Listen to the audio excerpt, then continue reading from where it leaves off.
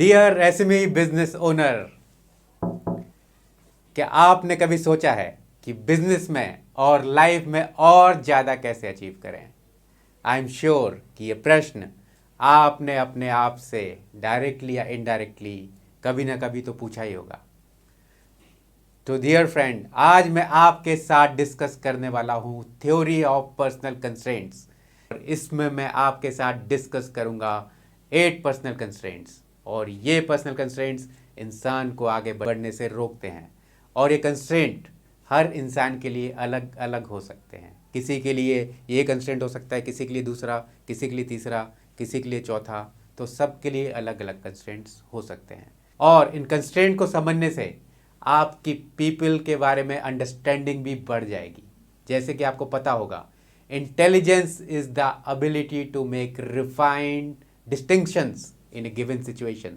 तो इन personal constraint से आपको ये भी पता चलेगा कि जिन लोगों से आप डील करते हैं उनके कौन कौन से कंस्ट्रेंट्स हैं। आप इमीडिएटली आइडेंटिफाई कर पाएंगे कि ये बंदे का ये कंस्ट्रेंट है, इस बंदे का ये कंस्ट्रेंट्स है, तो आप उनसे इफेक्टिवली डील कर पाएंगे। तो इन कंस्ट्रेंट्स से ना केवल आप अपने आप से इफेक्टिवली डील कर पाएंगे, बल्कि आप जिन लोगों से डील करते हैं उनसे भी आप इफेक्टिवली डील करेंगे, और एज ए रिजल्ट इसका आपकी प्रॉफिटेबिलिटी काफ़ी बढ़ जाएगी। आपकी बॉटम लाइन में ये रिजल्ट रिफ्लेक्ट होगा ही।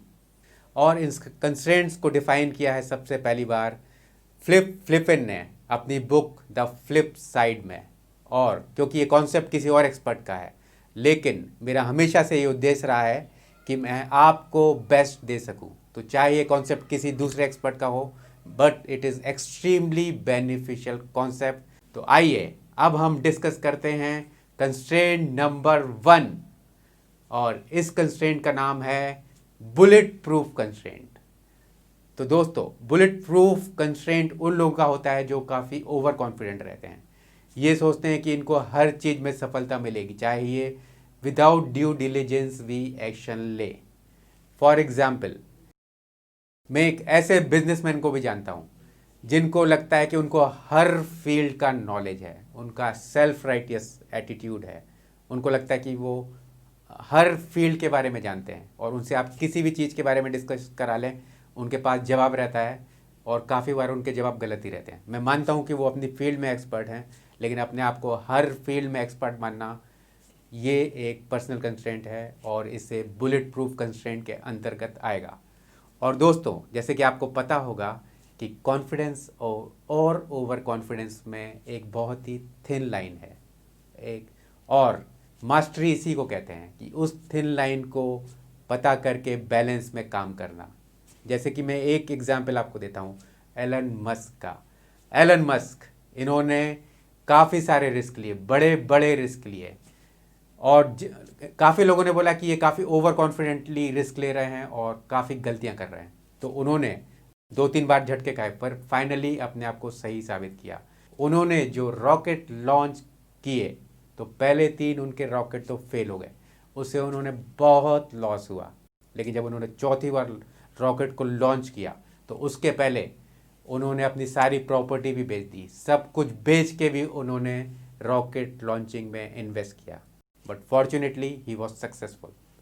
So the point is, I don't want you to be discouraged, because there is a thin line between confidence and overconfidence.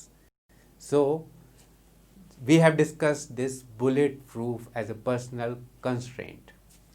और दूसरा पर्सनल कंस्ट्रेंट है ऑस्ट्रिच। ऑस्ट्रिच पर्सनल कंस्ट्रेंट जिन लोगों में रहता है उनमें बहुत ही लो कॉन्फिडेंस रहता है। उनमें टैलेंट रहता है, लेकिन बिकॉज ऑफ लो कॉन्फिडेंस वो अपना बेस्ट अचीव नहीं कर पाते। फॉर एग्जाम्पल, हमारे पुणे शहर में एक भेल बनाने वाले हैं, वो क्या लाजवाब भेल बनाते हैं, उनके बहुत सारे प्रशंसक हैं। इसके बाद भी उनके दिमाग में कभी ये नहीं आई बात कि वो अपने बिजनेस को स्केल अप करें, अपनी प्रॉफिटेबिलिटी को बढ़ाएं। जब उनको बहुत सारे लोगों ने बोला कि आपको अपना बिजनेस स्केल अप करना चाहिए, आपको बहुत सारे सेंटर्स खोलना चाहिए, क्योंकि आपको भेल बनाना आता है, तो क्यों ना आप हज़ारों कस्टमर्स को ये डिलीवरी दें। तो उसके बाद उन्होंने 3-4 सेंटर्स खोले, और तब जाके उनको वो प्रॉफिटेबिलिटी मिली जो उनको मिलना चाहिए थी। और उसके बाद उन्होंने 3-4 सेंटर्स के बाद और भी ज़्यादा स्केल अप किया, और अभी उनके 15-20 सेंटर्स हैं। और मैं आपको एक और एग्जांपल देता हूँ ऑस्ट्रिच पर्सनल कंस्ट्रेंट का।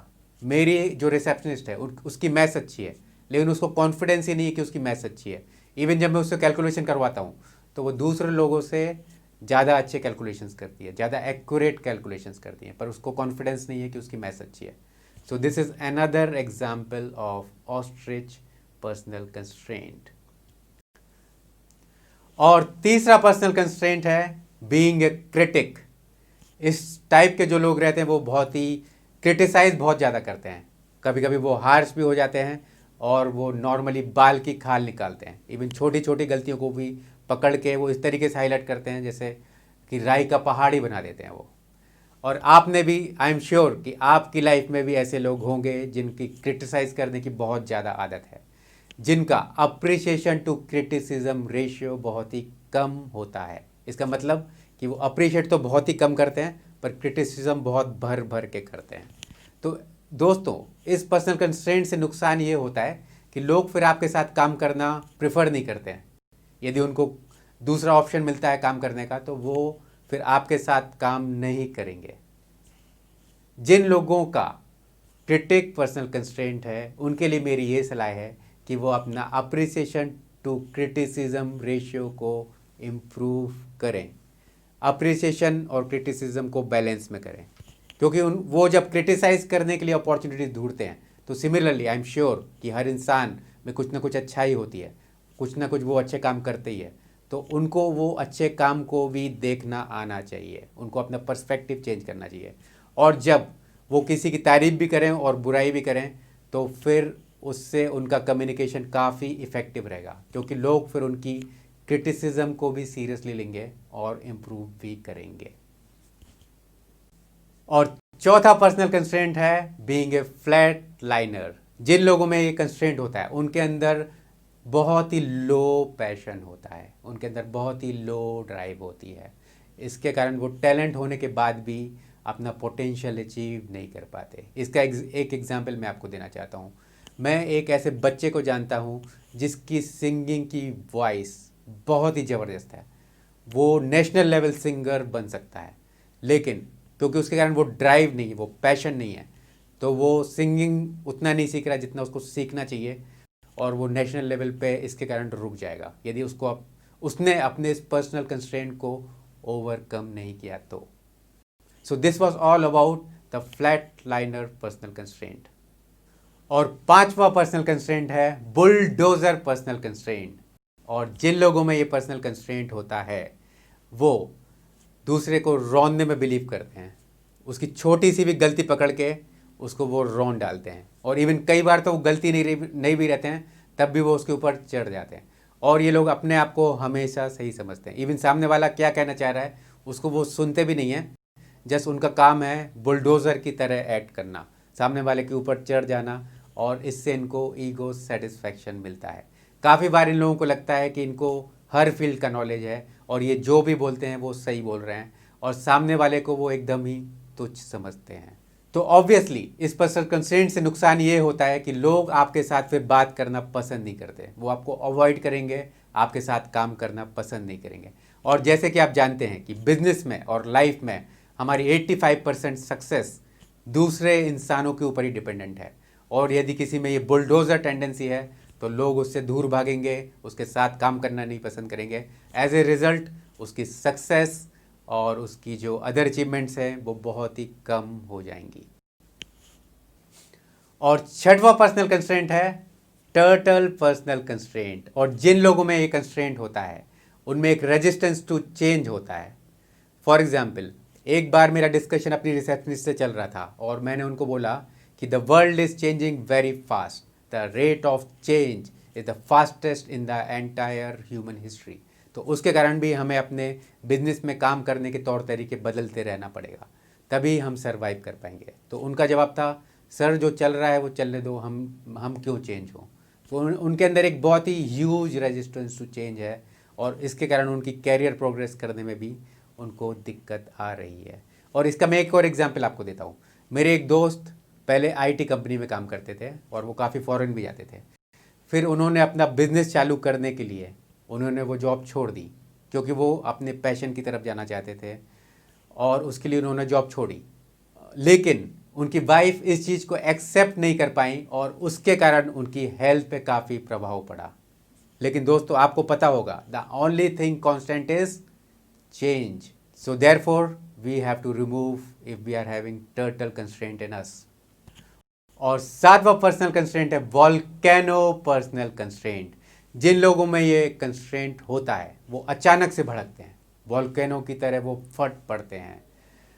और जैसे कि आपको पता है कि रिलेशनशिप बिल्ड करने में बहुत टाइम लगता है, लेकिन एक बार कोई वॉल्केनो की तरह फट गया अनकंट्रोल्ड, तो वो फिर रिलेशनशिप रिपेयर करने में बहुत टाइम लगता है।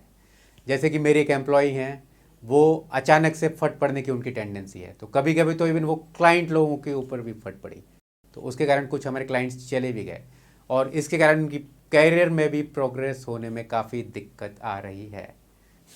और आठवां पर्सनल कंस्ट्रेंट है लीच पर्सनल कंस्ट्रेंट, हिंदी में जिसको हम जोक बोलते हैं। जैसे जोक चिपक जाती है, वैसे ये लोग भी किसी चीज़ से चिपक जाते हैं। तो देखिए, इस कंस्ट्रेंट के एक्चुअली फ़ायदे भी हो सकते हैं और नुकसान भी हो सकते हैं। फ़ायदे का मैं एक आपको एग्जाम्पल देता हूँ। जैसे कि नवाजुद्दीन सिद्दीकी, उन्होंने ये ठान लिया था कि वो हीरो बन के ही मानेंगे। काफ़ी लोगों ने उनको बोला कि आपकी एवरेज हाइट है, आपके एवरेज लुक्स हैं, तो आपके अंदर हीरो मटेरियल है ही नहीं, तो आप हीरो बनने का सपना छोड़ दीजिए। इवन सैकड़ों लोगों ने उनको ये बात बोली, क्योंकि आज तक इस तरीके का कोई व्यक्ति हीरो बना ही नहीं। तो इसलिए उनको हर किसी ने डिस्करेज किया, लेकिन वो एक जोक की तरह चिपक गए अपने गोल से और उन्होंने 10 से लेके 12 साल तक स्ट्रगल किया और आज वो हीरो हैं। तो यदि आप किसी अच्छे एम से चिपकते हैं तो इससे आपका फ़ायदा होगा। दूसरा मैं एग्जाम्पल देता हूँ।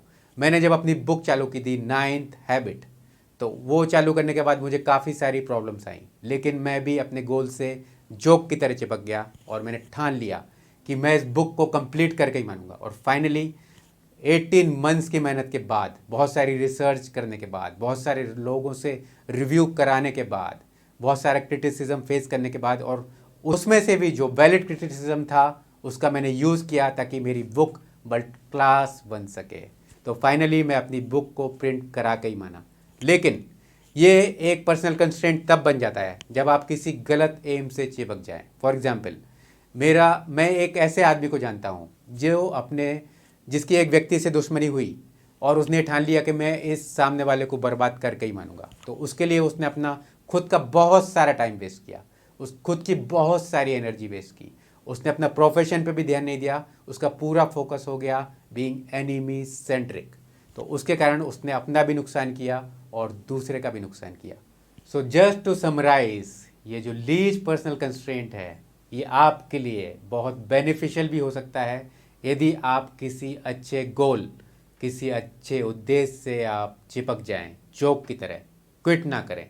लेकिन यदि आप किसी खराब उद्देश्य या खराब गोल से चिपक गए तो फिर आपके लिए ये बहुत ही नुकसानदायक हो सकता है। तो ये आपके लिए वरदान भी हो सकता है और आपके लिए श्राप भी हो सकता है।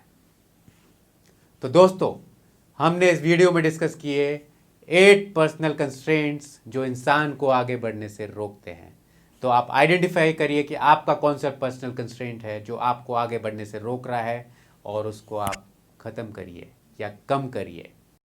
इसके अलावा आप जिन लोगों से डील करते हैं उनमें भी आप ये कंस्ट्रेंट्स जल्दी से आप समझ सकते हैं और उनसे आप फिर इफ़ेक्टिवली डील कर सकते हैं। जैसे कि फॉर एग्ज़ाम्पल, मेरा एक बुलडोज़र फ्रेंड है, उसकी आदत है कि जल्दी से किसी के ऊपर भी चढ़ जाना, उसकी छोटी सी भी गलती को निकाल के उसको रौंदना। तो एक बार मैंने उसको बोला कि आप जो सामने वाले की बात नहीं सुन रहे हैं, इसको बोलते हैं बुलडोज़र टेंडेंसी। और इसके बाद फिर उसने मुझे काफ़ी ध्यान से सुना और उसकी वो टेंडेंसी चली गई। So the important point is कि आप इन पर्सनल कंस्ट्रेंट के नॉलेज से काफ़ी फ़ायदा उठा सकते हैं, अपने बिजनेस की प्रॉफिटेबिलिटी को भी काफ़ी इम्प्रूव कर सकते हैं। क्योंकि यदि आप अपने आप से इफ़ेक्टिवली डील कर सकते हैं और अपने स्टेक होल्डर से भी इफ़ेक्टिवली डील कर सकते हैं तो डेफिनेटली वो आपकी बॉटम लाइन में रिफ्लेक्ट होगा ही। तो दोस्तों, यदि आप इस तरीके के वीडियो को पाते रहना चाहते हैं लगातार, तो मेरे इस चैनल को सब्सक्राइब करिए और इस बेल आइकॉन पे क्लिक करिए। So bye for now, dear SME business owner. Talk to you in the next video.